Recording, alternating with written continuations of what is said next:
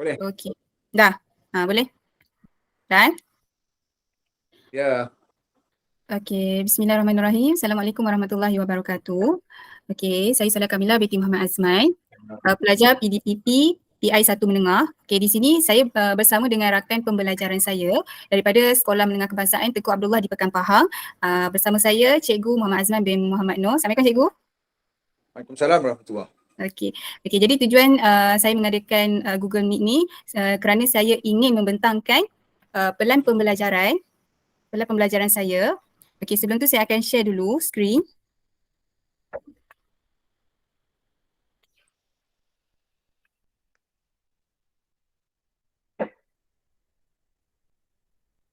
Okey, cikgu nampak ke? Jelas ke? Jelas ? Ya, Alhamdulillah. Okey, baik. Saya mulakan ya cikgu. Ya, boleh. Teruskan. Okey, untuk pelan pembelajaran saya bawakan tajuk Haji dan Umrah bagi subjek Pendidikan Syariah Islamiah dan Pendidikan Islam tingkatan 4.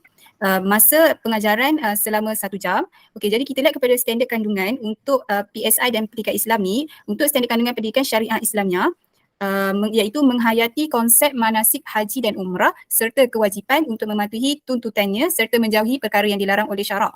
Okey, kita lihat kepada standard kandungan pendidikan Islam iaitu merumus kefahaman mengenai ibadah haji dan umrah. Okey, seterusnya bagi standard pembelajaran untuk subjek pendidikan syariah Islamiah, saya akan menyatakan pengertian serta hukum haji dan umrah beserta dalil. Yang kedua, saya akan menerangkan syarat-syarat wajib serta jenis-jenis pelaksanaan haji dan umrah. Yang ketiga, saya akan menghuraikan larangan semasa berihram dan kesannya. Okey, untuk standard pembelajaran bagi subjek pendidikan Islam, saya akan menjelaskan perbandingan haji dan umrah. Yang kedua, saya akan menerangkan kaifiat ataupun cara pelaksanaan haji tamattu'. Okey, dan yang terakhir adalah saya akan merumuskan hikmah haji dan umrah. Okey, untuk pengajaran saya ini saya akan lakukan kepada pelajar yang berumur 16 tahun. Jadi tahap pelajar ni mereka ni mempunyai tahap pencapaian akademik yang berbeza daripada yang lemah, sederhana sehinggalah tahap yang tertinggilah.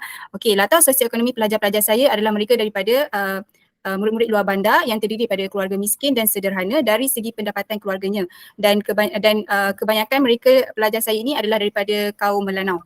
Okey, bagi kompetensi khusus, pelajar-pelajar sudah mengetahui tentang haji dan umrah melalui ibu bapa atau sanak saudara yang sudah menunaikan haji dan umrah. Ini adalah pengetahuan sedia ada lah daripada pelajar. Okey, seterusnya kita lihat kepada objektif pembelajaran. Okey, pada akhir pengajaran dan pembelajaran, pelajar akan dapat mendefinisikan pengertian hukum haji dan umrah berdasarkan dalil serta perbandingan haji dan umrah dengan tepat. Yang kedua, menjelaskan syarat-syarat wajib, jenis-jenis pelaksanaan haji dan umrah serta kaifiat pelaksanaan haji tamattu' dengan betul dan tersusun. Dan objektif yang ketiga adalah pelajar dapat menerangkan larangan semasa berihram dan kesannya pada hikmah haji dan umrah dengan jelas.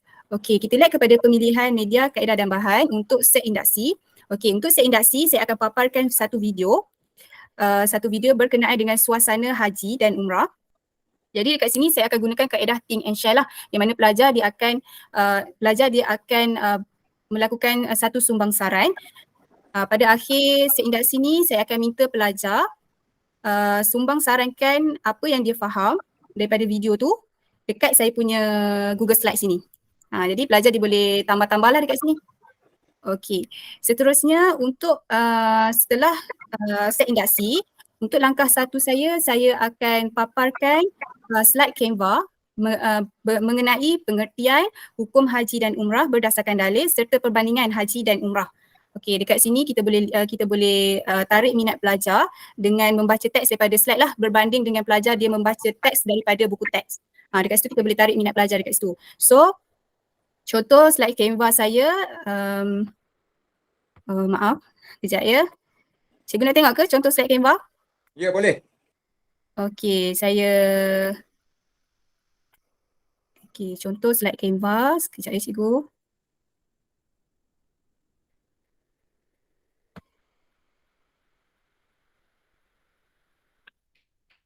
Okey. Nampak ke cikgu? Dah. Okey, ini untuk yang langkah satu saya lah, slide Canva saya berkenaan dengan pengertian haji dan umrah, dalil, pengertian haji dan umrah, hukum, dalil dan juga perbandingan haji dan umrah. Yang mana saya letakkan dekat sini persamaan haji dan umrah dari segi rukun dan perkara wajib dan juga perbezaan dia daripada segi waktu, rukun dan perkara wajib. Okey, baik. Okey, seterusnya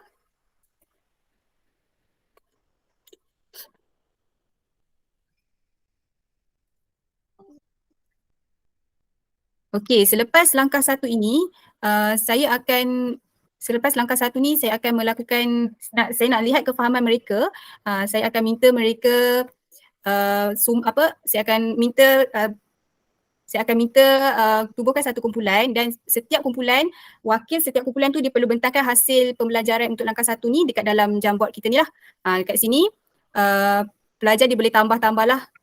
Dia punya setiap kumpulan tu dia boleh tambah dekat sini. Apa yang dia faham dia boleh tulis kat sini. Kalau dia nak lebih kreatif, dekat sini ada kemudahan lah. Macam sini pen yang berwarna-warni dan sebagainya. Okey, seterusnya kita lihat kepada langkah 2. Langkah 2 pula saya akan paparkan satu video daripada sumber YouTube berkenaan dengan syarat-syarat wajib, jenis-jenis pelaksanaan haji dan umrah serta cara kaifiat pelaksanaan haji tamattu. So dekat sini selain daripada saya gunakan slide Canva, saya nak tarik minat pelajar ni dengan diorang boleh tengok melalui video sahaja. Secara bermakna lah dekat situ. So selepas daripada pengajaran video tu, saya akan lakukan kaedah soal jawab dan perbincangan antara saya dengan pelajar. Okey, seterusnya untuk langkah ketiga pula, saya akan paparkan Google Slide berkenaan dengan larangan semasa berihram dan kesannya serta hikmah haji dan umrah. Okey, so dekat sini pelajar dia boleh dapat memahami dengan lebih jelas tentang isi kandungan pelajaran berdasarkan pada Google Slide yang kita paparkan tadi, dan kemudian slide yang kita buat tu dia dilengkapi dengan visual yang menarik serta audio yang jelas, dan dekat sini kita boleh tarik minat pelajar lah terhadap dengan pembelajaran yang kita lakukan ni. Okey, selepas daripada kita buat pengajaran melalui Google Slide ni, kita akan bagi lembaran kerja dekat pelajar untuk kita lihat sejauh mana kefahaman pelajar kita. Okey, seterusnya untuk mengakhiri PDP kita, dari segi penutup, kita akan rumuskan hasil pembelajaran kita dan seterusnya kita akan minta pelajar untuk bagi rumusan penutup. Untuk penutup pula, kita akan rumuskan hasil pembelajaran dan kita akan minta pelajar rumuskan apa yang difaham daripada awal sehingga habis dalam kita punya Padlet. Contoh macam ni yang saya paparkan ni kan. Pelajar dia boleh klik tambah dekat sini. Okey, untuk subjek dia boleh tulislah nama dia, contohnya Aiman. Okey, so sama ada dia nak rumuskan dalam bentuk bertulis dekat sini ataupun dia boleh paparkan, dia boleh share berdasarkan dia daripada segi infografik dia lah, pengetahuan dia buat poster, lepas tu dia paparkan kat sini. Contohnya lah saya tambah sini.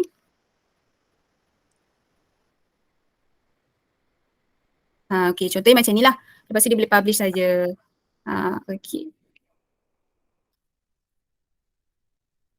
Okey, jadi itu sahaja daripada saya.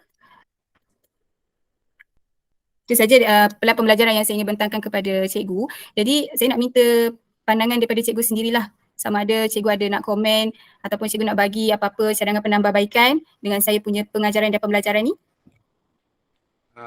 Baik, Assalamualaikum warahmatullahi wabarakatuh. Waalaikumsalam. Cikgu Soleha, tahniah kerana Ya, saya. dapat menghasilkan satu rancangan pelajaran harian yang baik dengan susunannya menggunakan berkaitan dengan pengajaran yang menggunakan peralatan teknologi PK21. PK21.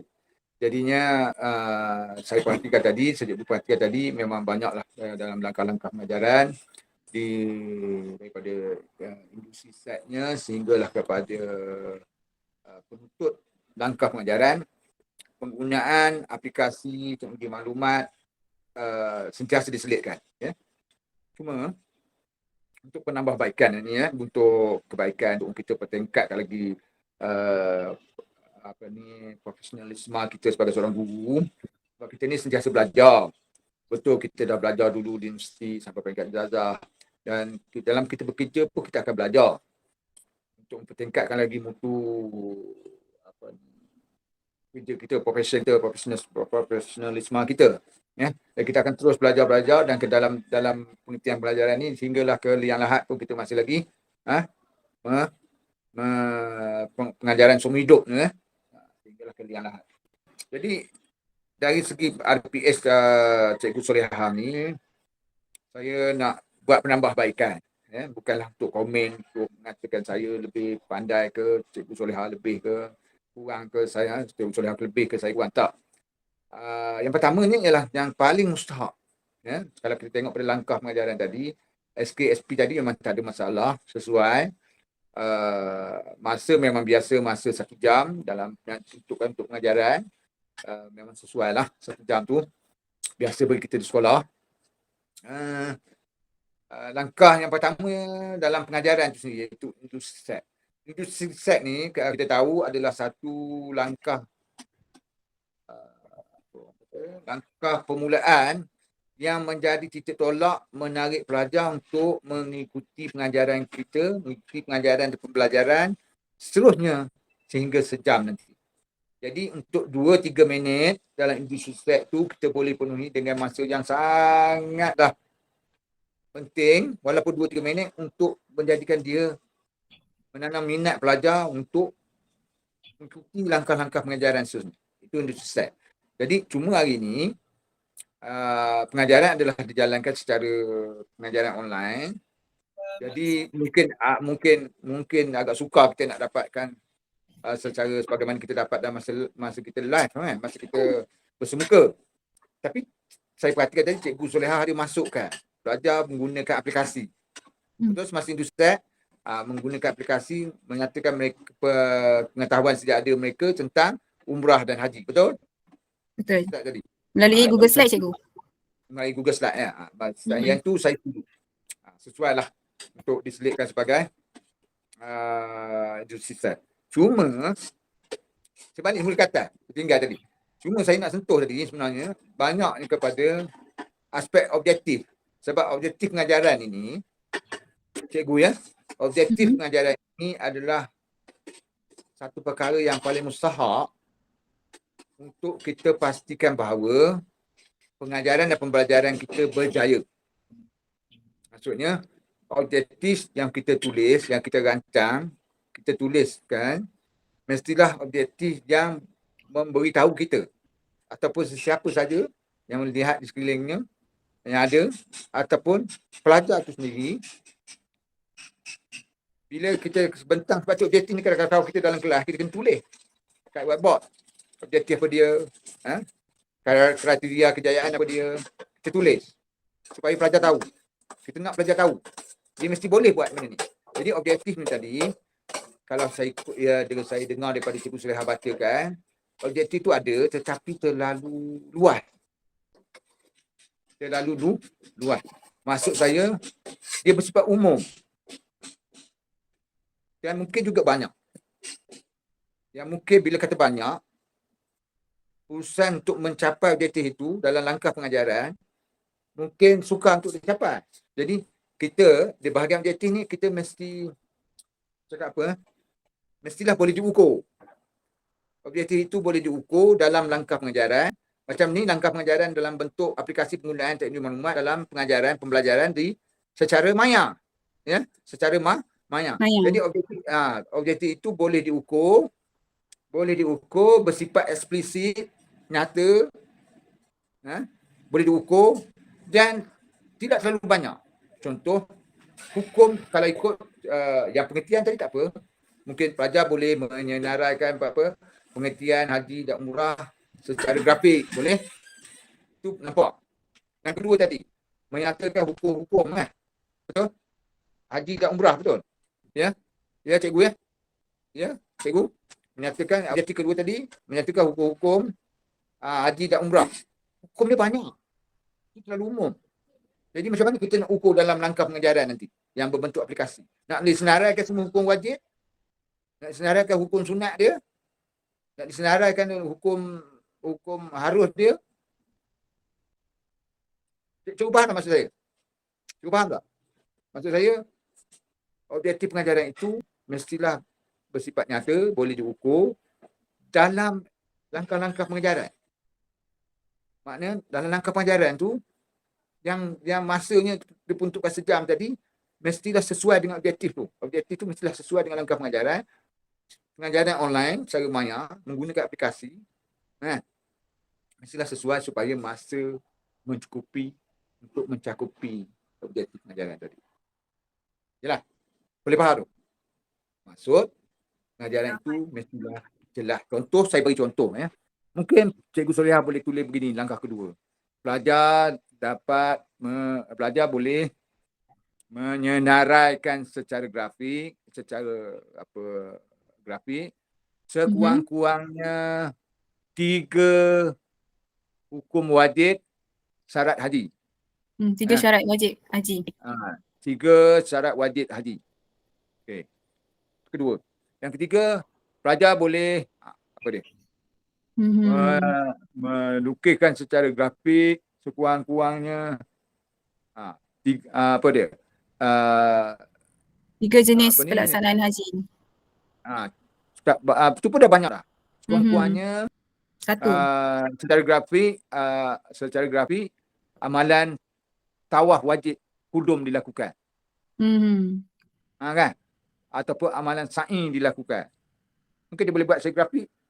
Sini Safa, di ujung sana Marwah, dia akan buat arrow panah pergi dan balik. Okey dah tu.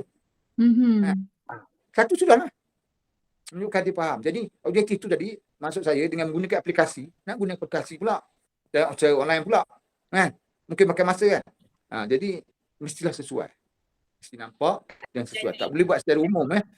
Jadi bila kita tengok, budak ni boleh buat satu langkah ibadat haji iaitu sa'i secara grafik. Mana objektif cikgu dah tercapai. Faham tak? Jadi sebab tu saya kata objektif tadi kena eksplisit, jelas dan boleh diukur sesuai untuk dibawa dalam langkah-langkah pengajaran dengan menggunakan aplikasi teknologi maklumat tadi. Okey. Ya? Cikgu faham tak? Ini yang objektif. Yang ini yang paling banyak saya nak sentuh sebenarnya. Yang sesuai. Saya nampak sesuai dia tapi umum sangat, terlalu. Lepas tu yang terakhirnya bahagian penutup. Bahagian penutup tu mungkin sebab bila kita biar mengajar biasanya kita akan dapat budak yang buat kebedaan, prinsip kebedaan. Dalam kelas kita ni ada yang kelompok cemerlang, ada kelompok potensi, ada kelompok yang lemah. Ada kelompok yang lemah. Jadi akan ada yang boleh tercapai objektif, ada yang tidak tercapai objektif. Maknanya yang tak tercapai objektif tu maknanya mereka yang perlu dibantu pula. Jadi di akhir pelajaran tu mungkin adakan satu permintaan kepada pelajar untuk secara grafik juga melalui aplikasi yang sesuai, kemudian kumpulan masing-masing pelajar kumpulan itu buat mungkin persembahan video tentang aktiviti pelaksanaan haji, pelaksanaan umrah yang mudah tawaf ke, cara pemakaian ihram ke bagi lelaki, cara pemakaian ihram bagi lelaki dan sebagainya. Jadi itu akan mengemaskan lagi pelajar menggunakan aplikasi itu dan juga mempersembahkan. Sebenarnya menarik. Pengajaran melalui aplikasi teknologi maklumat ni menarik. Pelajar biasanya, pengalaman saya lah. Sebab tu saya suka bawa pelajar ke makmal komputer. Walaupun saya mengajar ekonomi, saya mengajar perdagangan, pun di akhir-akhir ni saya mengajar bahasa Melayu pun, saya bawa pelajar ke bilik-bilik makmal komputer untuk mereka budak dia suka. Zaman sekarang pun zaman digital. Jadi banyak menggunakan teknologi maklumat, dia lebih tertarik kepada pengajaran. Jadi overall keseluruhannya Cikgu Solehah tidak ada banyaknya saya itu, APS pun dia APS yang menarik, cuma banyak menggunakan aplikasi teknologi maklumat sesuai dibandingkan dia dalam tempoh secara maya dari tempoh PKP. Cuma dan tadi jelah yang dominannya ialah objektif itu mestilah eksplisit, mestilah tidak terlalu banyak dan boleh dicapai. Maksudnya boleh capai dalam langkah-langkah pengajaran dan menggunakan aplikasi yang menggunakan pengajaran dan pembelajaran yang menggunakan aplikasi teknologi maklumat. InsyaAllah semoga cikgu terus berjaya dalam menempuh alam kerjaya sebagai seorang guru dan menjadi Amin. seorang guru yang bukan semata-mata kerjaya, sebab guru ini perlu dinikmati, dihayati profesionnya sebagai satu ibadah. Semua pekerjaan sesuatu ibadah, tapi guru paling nyata, ada dalam Al-Quran, nyatakan dalam Al-Quran, yang menjadi peluang kita, Allah Ta'ala beri peluang kepada kita untuk menambah-nambah lagi rahmatnya Allah kepada kita melalui kerjaya profesional perguruan. Bersyukurlah. Okay, terima kasih, itu sajalah komen saya. Maaf kalau terasa. InsyaAllah cikgu boleh berjaya dalam menjadi seorang guru yang cemerlang. Amin, amin ya rabbal alamin. Okey, baik, terima kasih banyak kepada Cikgu Azman atas komen yang murni dan cadangan penambahbaikan. Terima kasih banyak Cikgu Azman daripada Sekolah Menengah Kemasan Tunku Abdullah. Semoga Ya. cikgu sentiasa dilimpahkan rezeki kesihatan Amin. dan selalu berjaya dunia akhirat. Baik cikgu, terima kasih. Amin. Cikgu boleh keluar dah ya? Warahmatullahi wabarakatuh. Cikgu boleh keluar dah? Boleh cikgu.